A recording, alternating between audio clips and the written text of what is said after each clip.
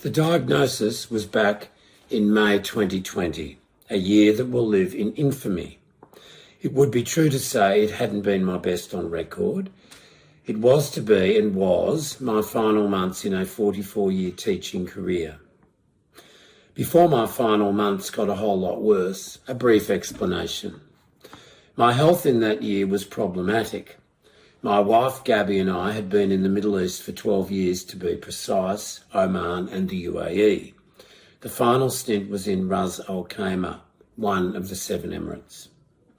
What was wrong with me, I hear you ask? Well, nothing really, except I'd lost weight. Not major weight loss, I thought at the time, and I was having a nightmare of a year at the school.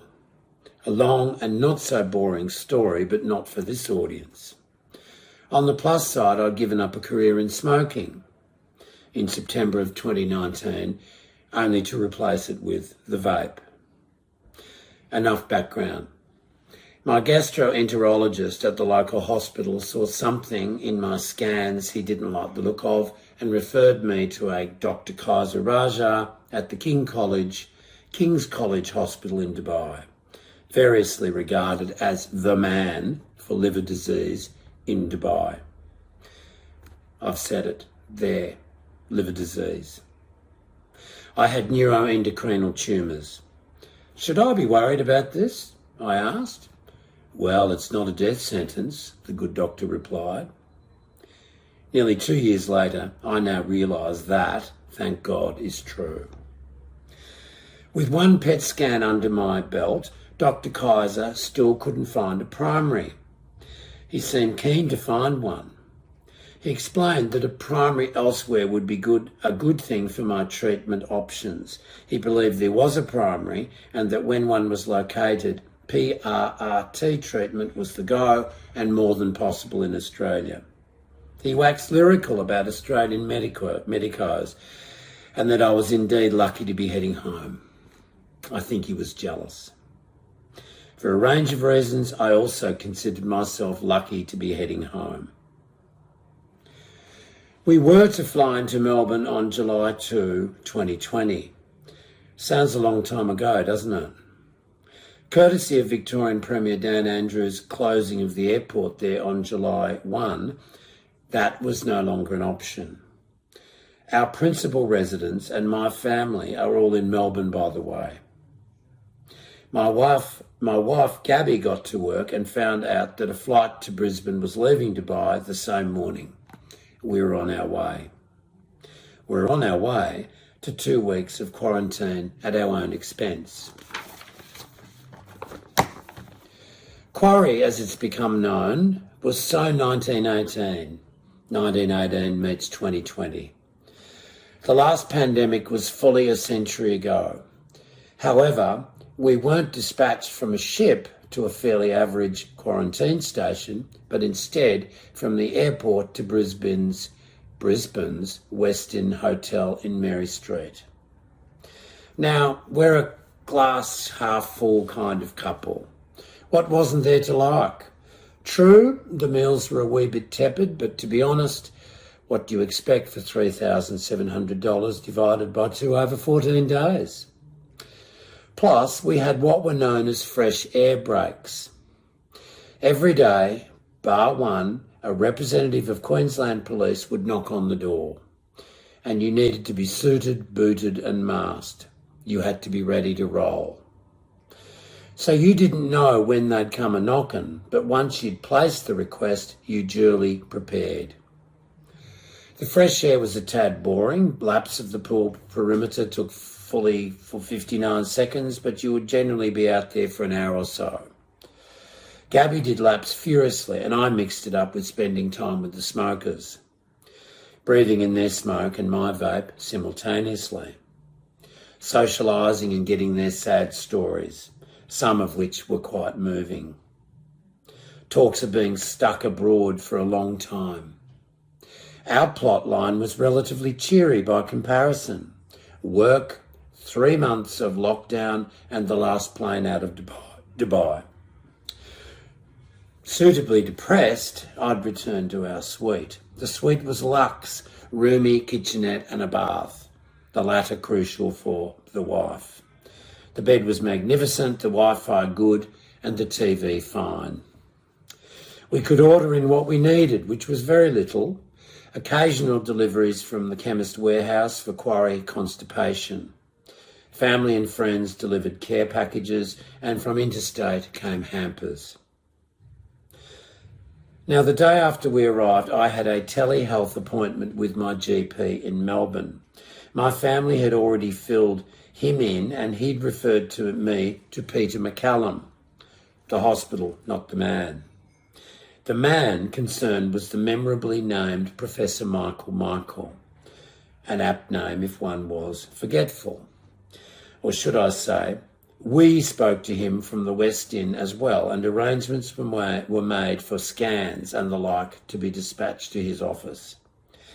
He'd seen our slides, not of the holiday variety, from the biopsy in Dubai. Now that was quite the drama, especially for Gabby. The slides had to get from Dubai to Abu Dhabi to Melbourne via Sydney and of course through customs. A number of sleepless nights were had before they were safely at Peter Mac. You see, I didn't want to have to go through that biopsy again. I always thought biopsies were a breeze, but of course that was before I'd had my biopsy of the liver. I'm not good with pain of the intrusive and nausea-promoting type. Anyway, the professor, perhaps a mere associate professor, I may have promoted him inadvertently, had seen the slides and knew what we were up against. But he wanted an even fuller picture and asked me to source locally an imaging place that could administer a sugar PET scan. We survived our quarry and the needful scan. Now, for some years ago, we'd fortuitously purchased an apartment on the Gold Coast, so we had somewhere to call our own. I was lucky enough to have Gab's mum just round the corner. Not many son-in-laws use the adjective lucky to describe their mother-in-law. And her sister and family within the hour. Michael had opened the door to the team at Royal Brisbane and Women's Hospital, and I was to meet the oncologist best suited to me in good time. But then the shit hit the fan. The shit was, in my case, a stroke on August 7, 2020. It temporarily rendered me speechless, a huge problem for me, whilst at the same time a source of amusement for friends and family, though not so much at the time. The morning of the stroke, Gabby was flummoxed. What on earth was happening? Why wasn't I speaking? She rang Peter McCallum and left a message for Michael. He rang back immediately and said to get me to the hospital. This was nothing to do with the cancer. It was clearly a horse of an entirely different colour. I was admitted to the Gold Coast University Hospital. For some days I could not verbalise the name of this hospital.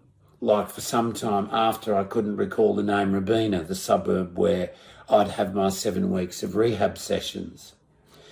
I guess this was part of my speech dysphasia, a word-finding difficulty, that I presented with, not to mention confusion. The cause of the stroke was a 75% blockage of the carotid artery to the brain. I'd been a career smoker, so I didn't have to look too far for the major contributing factor. On day 5 in hospital, I underwent a carotid endarterectomy. Quite harrowing, as I was conscious throughout. But it had to be done, and I had a successful outcome. 1 week after this annoying interruption to my cancer treatment, I was released from the hospital for the rehab component. Predominantly speech and occupational therapy. I graduated from this the week before my first luteate treatment, fully 5 weeks before the rehab was scheduled to finish. I truly was a high achiever, promoted early and bound for Royal Brisbane and Women's Hospital for the next stage. But the reality was 10 weeks had been lost in treating the beast. On September 14, we headed for the curiously named Joyce Tweddle building at Royal Brisbane and Women's Hospital. I had an appointment with David Wild, the newly appointed oncologist. The waiting room was heaving and it all seemed a lifetime away from the comparative splendour of the Gold Coast University Hospital. Most of the appointment was conducted by Harry Gasper. Speaking of curiously named, I called him young Harry, not to his face of course, and was struck by his youth and somewhat extraordinary name. I trust young Harry was never a Gasper. I was also struck by his relaxed demeanour, his bedside manner as it were. I was also struck by the fact he was a Lions supporter. Clearly I never expected to find in Brisbane someone so cerebral as a Lions supporter. I thought all Brisbaneites were Bronco followers. Clearly Harry was a different person. I guess we spoke of my situation for some of the appointment, but that's not clearly my dominant memory. Gabby's voice recorded the meeting, but why go back and listen to that? Much better to rely on my fading memory. What does stick in my memory is that Harry referred to Michael as the godfather of Lutate. Or was that the godfather of PRRT? Either way, Harry revealed a keen sense of humour. We were in business. Enter David Wild. Wild by name, not so wild by nature. A steady hand, just what I needed. He was my oncologist, a man of few words. He cut his teeth under Michael at Peter Mac. Or maybe that was David Patterson. Either way, a beautiful image, I'm sure you'll agree. I trusted him. Our next visit to Brisbane was on September 28. I put Joyce Tweddle behind me and turned my attention to Ned Hanlon, the building, not the man. I made my way to the third floor and through a veritable rabbit warren of corridors, following the signs to nuclear medicine. Here I met the lovely and statuesque Belle, and she proceeded to immediately insert a cannula or two, and we'd only just met. The cannula was the vehicle to inject the kidneys with a small amount of a radio-labelled chemical, and this was basically a function test for the kidneys to see if they could handle the lutate treatment to come. For the next 4 hours, every half an hour, Belle took my bloods. Even when we met Paul Thomas in his office, Belle appeared out of nowhere to repeat the process. Now, I'm a little vague on the detail, but Paul Thomas had loads of charm and a liberal dose of young Harry's bedside manner. He took us through the rigours of the lutate treatment I was to embark on. We were to meet Paul a second time, I believe it was 10 days later, to sign on the dotted line. There are risks involved with the treatment, plus because lutate is not registered for marketing in Australia, the TGA requires the patient is suitably forearmed and forewarned. But back to September 28. With the bloods taking, we met our soon-to-be go-to lady, Stephanie, call me Steph, Lindors. She's the senior nurse in the department. We made a tentative plan for the 4 cycles of lutate, and this was to be confirmed over the phone on September 30. The die was cast. The treatment was to begin on October 15. It was with not a little trepidation that we at 10 a.m. on that first Thursday of my new adventure entered the room designated for lutate distribution. I sat in the maroon barber's chair. The other in that room was New South Wales blue. And to my delight, my appointed nurse was Steph. She explained that what was on the menu, and in no time and with considerable aplomb inserted the cannula. She was, as suggested by her, the best cannula inserter in the building. A humble but justifiable brag on her part. The first order of business was to give some medication through the said cannula to, where possible, prevent nausea and vomiting that may be a reaction to the 4-hour administration of amino acids. These amino acids were to protect the kidneys from what was to follow. The stream of amino acids, 1 litre, was interrupted by, or should I say, accompanied by the star of the show, the lutate. This was brought into the room with great fanfare. The first time this was done, we were spoken to by Jai Smith, the resident radiation safety officer and physicist. He outlined the protocols we were to observe post the treatment. Separate beds, double toilet flushing, separation when seated, limit long periods of close contact. Finally, I was to sit in the back of the car, hence I was to be chauffeur driven. I prefer it that way anyway. Once Jai's message was delivered, he left the room and either Stuart Ramsey or the very tall David Patterson supervised the process and took special care that Steph or whatever nurse was present at the tubes had the tubes going to all the right places. A LED screen now separated the recipient from the staff. Spectators, that is wives and children, sisters or whoever, were asked to leave the room and we were told to come back when the process was over.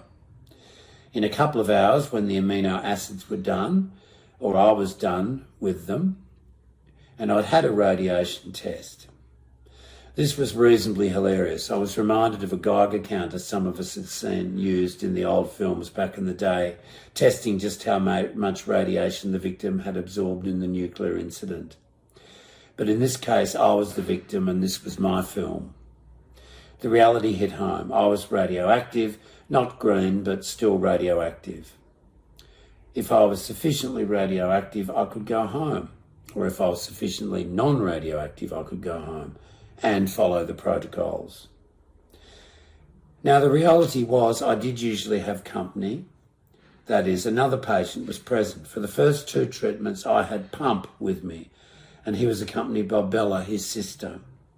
Pump was a Thai gentleman, considerably younger than myself.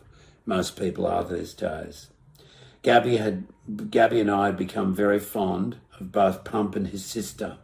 Pump and I shared a sense of humour and during the second treatment were entertained by Ben Stiller and one of his amusing and somewhat inappropriate films. Sadly, we never saw Pump after the second treatment, and I had to face the fact that sometimes one has to be reminded that we're all at different stages of our journey. I believe Pump was in palliative care. I miss him.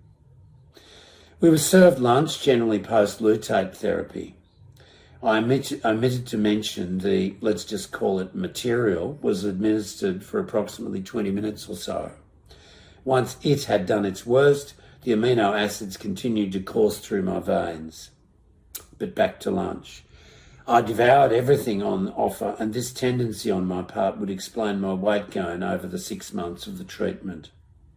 In fact, from diagnosis in May 2020 to today, fully 2 years later, I've managed to put on the better part of 15 kilograms. I'd also given up smoking. People who give up smoking tend to put on at least 6 kilograms, I believe. I doubled this, plus interest. Now, it's true to say that I'm not thrilled by the weight gain, but when recently confronted by a photo of me from well over a year ago, I'll take the weight gain on the chin. I look better now and have ample reserves to fight whatever was causing my weight loss. My December, February and April nurses were Shay, Mash and Lauren respectively. Like Steph, they were so much fun and made my days at the hospital an enjoyable experience, not so much an ordeal. That's the thing about my treatment at Royal Brisbane, and I guess this tells you a bit about me. At no point since diagnosis have I had a day feeling sick. I truly believe I haven't got liver disease. It's a figment of the scan's imagination. Not a bad way to approach a serious illness, I guess. Delusional maybe, but positive nevertheless. Long may this delusion continue. For the February 4 treatment, I had the pleasure of the company of one Judith from Southport. She was back for a further 2 cycles of the treatment, having had the first 4 in 2016. Her story was instructive. First falling ill in 2015, it took a year for correct diagnosis, not an uncommon experience. Diagnosing neuroendocrine tumours is notoriously difficult. She has had 5 years of, I believe, good health, and I'm aware of the 2 further cycles being a possibility down the track. Judith's problem was weight loss amongst other symptoms. I hope she's going well. My final treatment on April 1, on the cusp of Easter, was a solitary affair. Post-treatments previously were followed by a scan the next day and a follow-up meeting with General Stuart Ramsay. On this occasion, it was an all-day event. It was a celebratory mood in the department that day, not just for the staff who had the exciting prospect of a few days off, but also for me. It marked my final treatment, at least for a while. Aside from the usual post-treatment blood work, there was to be a break of at least 3 months until my next PET scan. That has stretched out since that July 2021 scan to be a further 11 months of good health. At the time of penning this, my next scan will be at year's end. I'm so grateful to all concerned in the nuclear medicine department, including registrars Nadia and more recently, Nicole. Well done to all in the team. You made an old man happy, fat and well. And here's cheers to lutate treatment. It is serving me well.